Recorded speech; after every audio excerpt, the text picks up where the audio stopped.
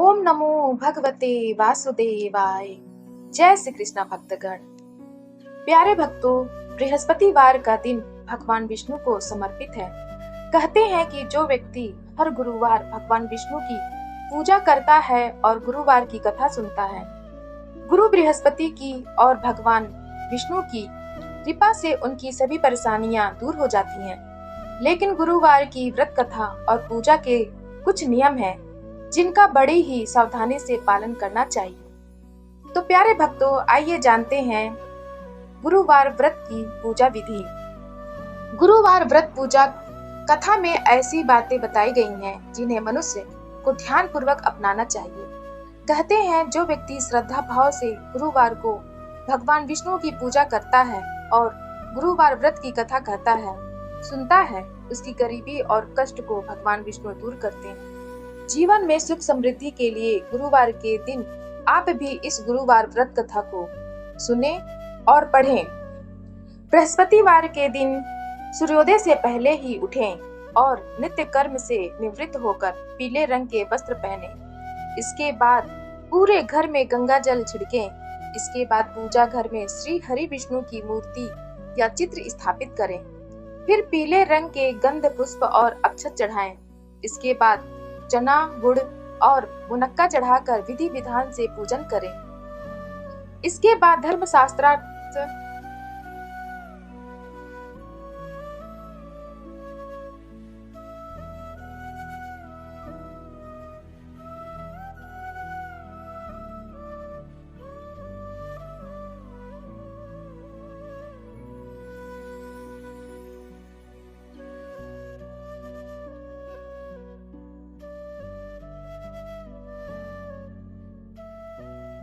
इसके बाद बृहस्पतिवार व्रत की कथा पढ़ें, जो इस प्रकार है। कहते हैं कि प्राचीन समय की बात है, भारतवर्ष में एक राजा राज्य करता था। वह बड़ा प्रतापी और दानी था। वह नित्य गरीबों और ब्राह्मणों की सेवा सहायता करता था। वह प्रतिदिन मंदिर में भगवान दर्शन करने जाता था, लेकिन यह बात उसकी रानी को अच्छी नहीं लगती थी। वह न ही पूजन करती थी और न ही दान करने में उसका मन लगता था। एक दिन राजा शिकार खेलने वन को गए हुए थे, तो रानी और दासी महल में अकेली थी। उसी समय बृहस्पति देव साधु भेष में राजा के महल में भिक्षा के लिए गए और भिक्षा मांगी, तो रानी ने भिक्षा देने से मना कर दिया। रानी ने कहा, हे साधु महाराज, मैं तो दान पुण्य से तंग आ गई हूँ। इस कार्य के लिए मेरे पति देव ही बहुत हैं। अब आप ऐसी कृपा करें कि सारा धन नष्ट हो जाए तथा मैं आराम से रह सकूं।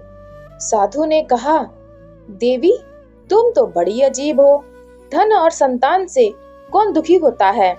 इसकी तो सभी कामना करते हैं। पापी भी पुत्र और धन की इच्छा करते हैं। अगर तुम्हारे पास अधिक धन है तो भूखे मनुष्यों को भोजन कराओ, प्याऊ लगवाओ, ब्राह्मणों को दान दो, कुआं, तालाब, बावड़ी, बाग बगीचे आदि का निर्माण कराओ, मंदिर, पाठशाला, धर्मशाला बनवा कर दान दो, निर्धनों की कुमारी कन्याओं का विवाह कराओ, साथ ही यज्ञ आदि कर्म करो, अपने धन को शुभ कार्यों में खर्च करो। ऐसे करने से तुम्हारा नाम परलोक में सार्थक होगा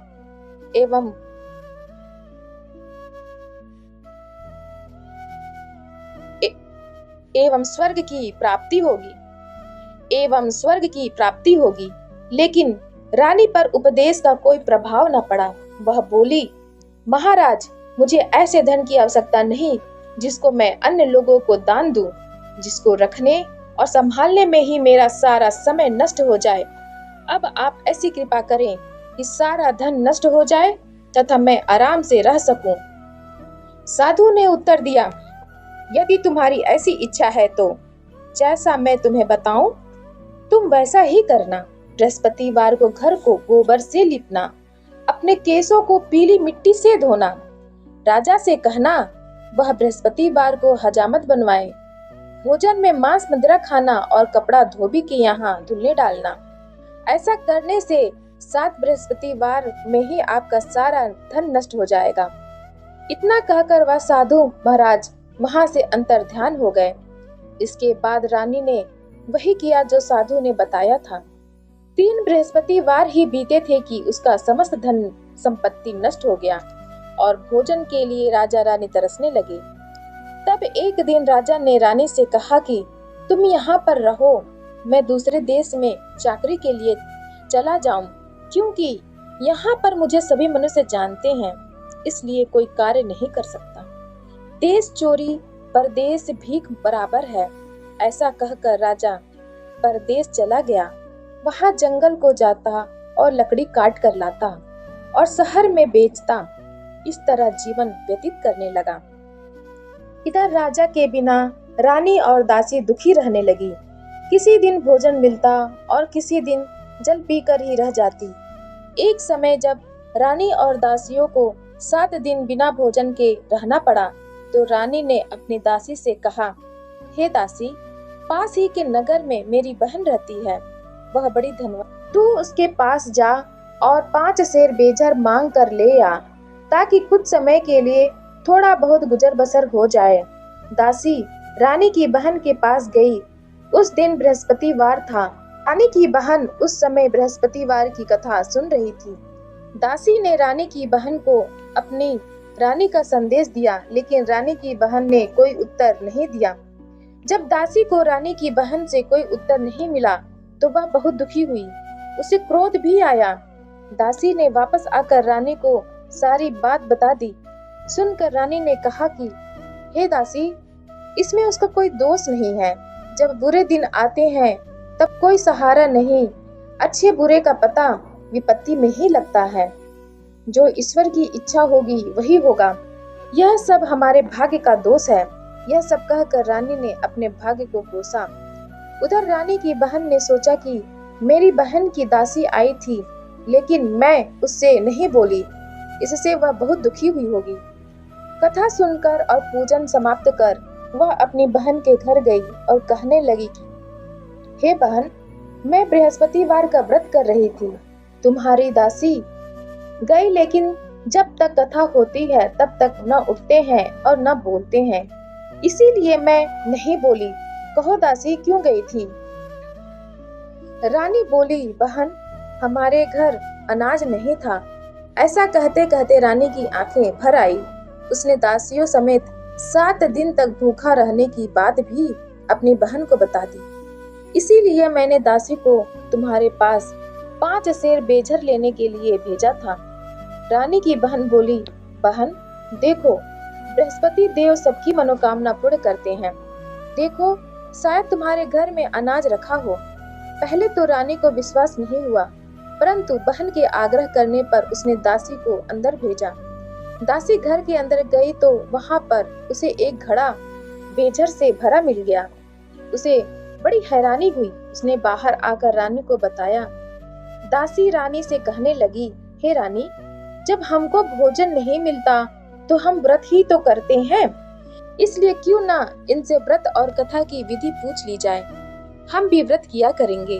दासी के कहने पर रानी ने अपनी बहन से बृहस्पति व्रत के बारे में पूछा। उसकी बहन ने बताया, बृहस्पतिवार व्रत में चने की दाल, गुड़ और मुनक्का से विष्णु भगवान का केले के वृक्ष की जड़ में पूजन करें तथा दीपक जलाएं और कथा सुने।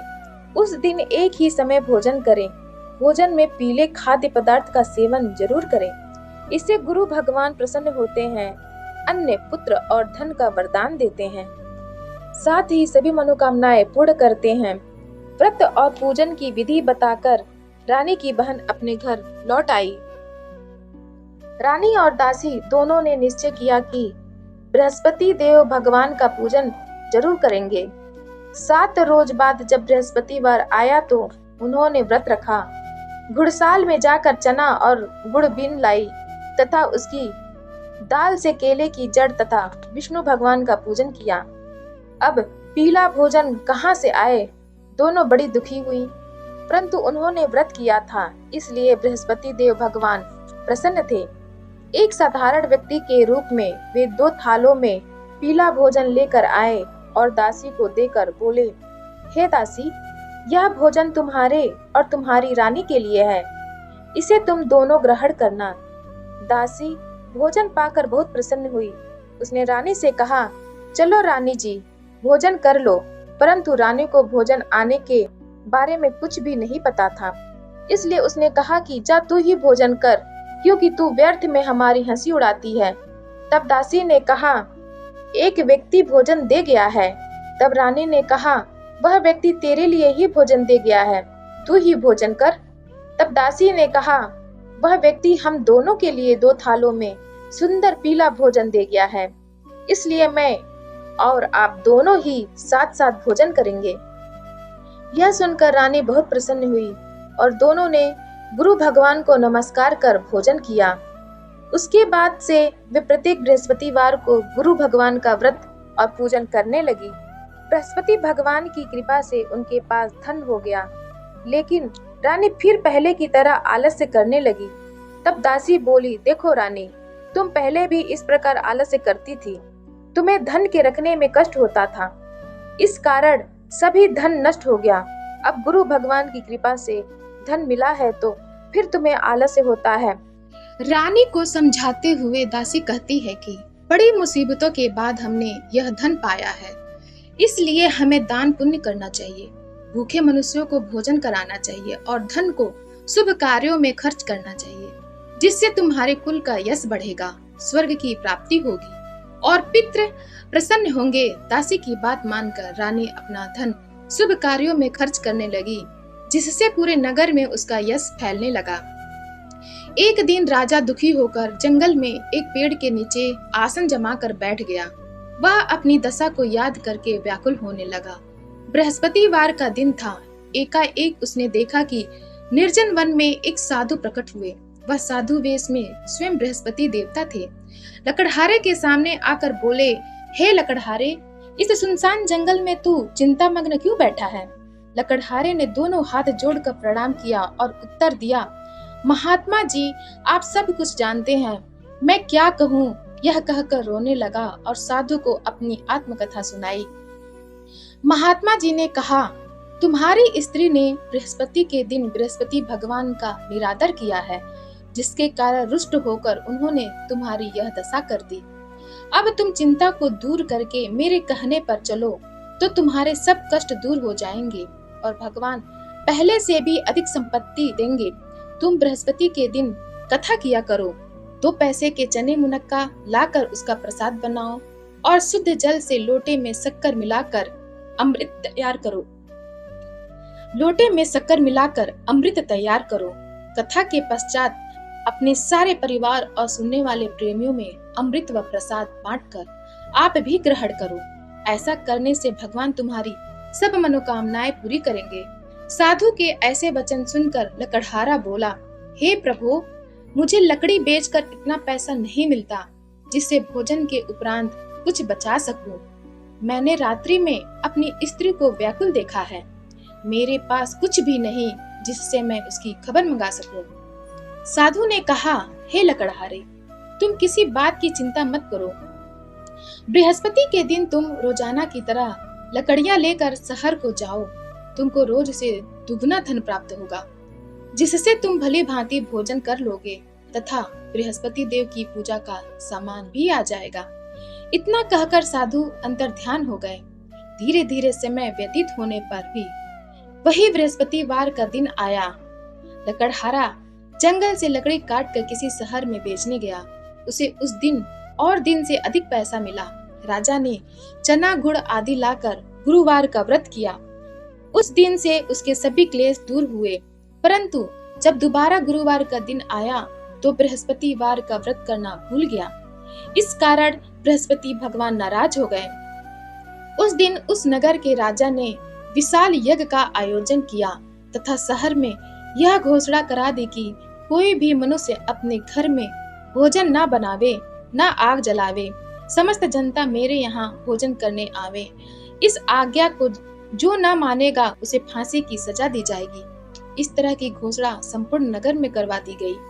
राजा की आज्ञा अनुसार शहर के सभी लोग भोजन करने गए, लेकिन लकड़हारा कुछ देर से पहुंचा, इसलिए राजा उसको अपने साथ घर लिवा ले गए और ले जाकर भोजन करा रहे थे तो रानी की दृष्टि उस खूंटी पर पड़ी जिस पर उसका हार लटका हुआ था, वह वहां पर दिखाई नहीं दिया। रानी ने निश्चय किया कि मेरा हार इस मनुष्य ने चुरा लिया है। उसी समय सिपाहियों को बुलाकर उसको कारागार में डलवा दिया।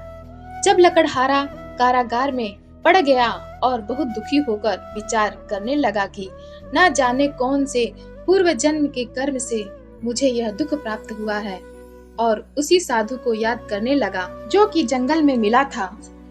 उसी समय तत्काल बृहस्पति देव साधु के रूप में प्रकट हुए और उसकी दशा को देखकर कहने लगे, अरे मूर्ख, तूने बृहस्पति देव की कथा नहीं करी, इस कारण तुझे दुख प्राप्त हुआ है। अब चिंता मत कर, बृहस्पतिवार के दिन कारागार के दरवाजे पर 4 पैसे पड़े मिलेंगे। उनसे तू बृहस्पति देव की पूजा करना, तेरे सभी कष्ट दूर हो जाएंगे। बृहस्पति के दिन उसे 4 पैसे मिले। लकड़हारे ने कथा कही। उसी रात्रि को बृहस्पति देव ने उस नगर के राजा को स्वप्न में कहा, हे राजा, तुमने जिस आदमी को कारागार में बंद कर दिया है वह निर्दोष है, वह राजा है, उसे छोड़ देना। रानी का हार उसी खूंटी पर लटका है। अगर तू ऐसा नहीं करेगा तो मैं तेरे राज्य को नष्ट कर दूंगा। इस तरह रात्रि के स्वप्न को देखकर राजा प्रातः काल उठा और खूंटी पर हार देखकर लकड़हारे को बुलाकर क्षमा मांगी तथा लकड़हारे को योग्य सुंदर वस्त्र आभूषण देकर विदा कर दिया। बृहस्पति देव की आज्ञानुसार लकड़हारा अपने नगर को चल दिया। राजा जब अपने नगर के निकट पहुंचा तो उसे बड़ा आश्चर्य हुआ। नगर में पहले से अधिक बाग, तालाब, कुएं तथा बहुत सी धर्मशाला, मंदिर आदि बन गई हैं। राजा ने पूछा, यह किसका बाग और धर्मशाला है? तब नगर के सब लोग कहने लगे, यह सब रानी और बांदी के हैं। तो राजा को आश्चर्य हुआ और गुस्सा भी आया। जब रानी ने यह खबर सुनी कि राजा आ रहे हैं तो उन्होंने बांदी से कहा कि हे दासी, देख राजा हमको कितनी बुरी हालत में छोड़कर गए थे। हमारी ऐसी हालत देखकर वह लौट न जाए, इसलिए तू दरवाजे पर खड़ी हो जा। आज्ञानुसार दासी दरवाजे पर खड़ी हो गई। राजा आए तो उन्हें अपने साथ लिवा लाई। तब राजा ने क्रोध करके अपनी रानी से पूछा कि यह धन तुम्हें कैसे प्राप्त हुआ है? तब उन्होंने कहा, हमें यह सब धन बृहस्पति देव के इस व्रत के प्रभाव से प्राप्त हुआ है। राजा ने निश्चय किया कि 7 रोज बाद तो सभी बृहस्पति देव का पूजन करते हैं, परंतु मैं प्रतिदिन दिन में 3 बार कहानी तथा रोज व्रत किया करूंगा। अब हर समय राजा के दुपट्टे में चने की दाल बंधी रहती तथा दिन में 3 बार कहानी कहता। एक रोज राजा ने विचार किया कि चलो अपनी बहन के यहाँ हो आवें। इस तरह निश्चय कर राजा घोड़े पर सवार हो अपनी बहन के यहाँ चलने लगा। मार्ग में उसने देखा कि कुछ आदमी एक मुर्दे को लिए जा रहे हैं। उन्हें रोक कर राजा कहने लगा, अरे भाइयों, मेरी बृहस्पति देव की कथा सुन लो। वे बोले, लो, हमारा तो आदमी मर गया है, इसको अपनी कथा की पड़ी है। परंतु कुछ आदमी बोले, अच्छा कहो, हम तुम्हारी कथा भी सुनेंगे।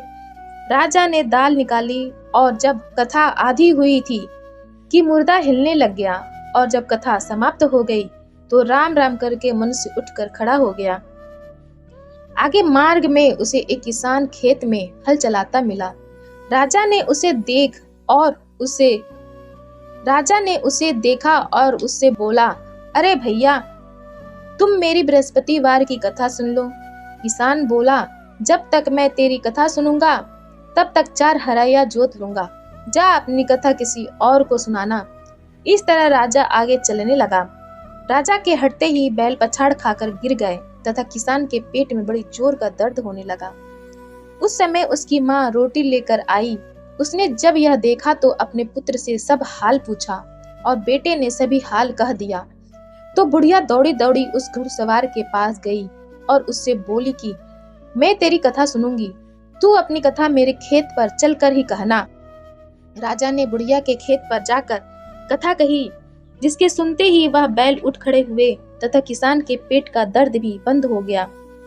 राजा अपनी बहन के घर पहुंचा। बहन ने भाई की खूब मेहमानी की। दूसरे रोज प्रातः काल राजा जगा तो वह देखने लगा कि सब लोग भोजन कर रहे हैं। राजा ने अपनी बहन से कहा, ऐसा कोई मनुष्य है जिसने भोजन नहीं किया हो? मेरी बृहस्पतिवार की कथा सुन ले। बहन बोली, हे भैया, यह देश ऐसा ही है। पहले यहाँ लोग भोजन करते हैं, बाद में अन्य काम करते हैं। अगर कोई पड़ोस में हो तो देख आऊं। वह ऐसा कहकर देखने चली गई, परंतु उसे कोई ऐसा व्यक्ति नहीं मिला जिसने भोजन न किया हो। अतः वह एक कुम्हार के घर गई जिसका लड़का बीमार था। उसे मालूम हुआ कि उनके यहाँ 3 रोज से किसी ने भोजन नहीं किया है। रानी ने अपने भाई की कथा सुनने के लिए कुम्हार से कहा। वह तैयार हो गया। राजा ने जाकर बृहस्पतिवार की कथा कही, जिसको सुनकर उसका लड़का ठीक हो गया। अब तो राजा की प्रशंसा होने लगी। एक रोज राजा ने अपनी बहन से कहा कि हे बहन, हम अपने घर को जाएंगे, तुम भी तैयार हो जाओ। राजा की बहन ने अपनी सास से कहा। सास ने कहा, हाँ चली जा, परंतु अपने लड़कों को मत ले जाना, क्योंकि तेरे भाई के कोई औलाद नहीं है।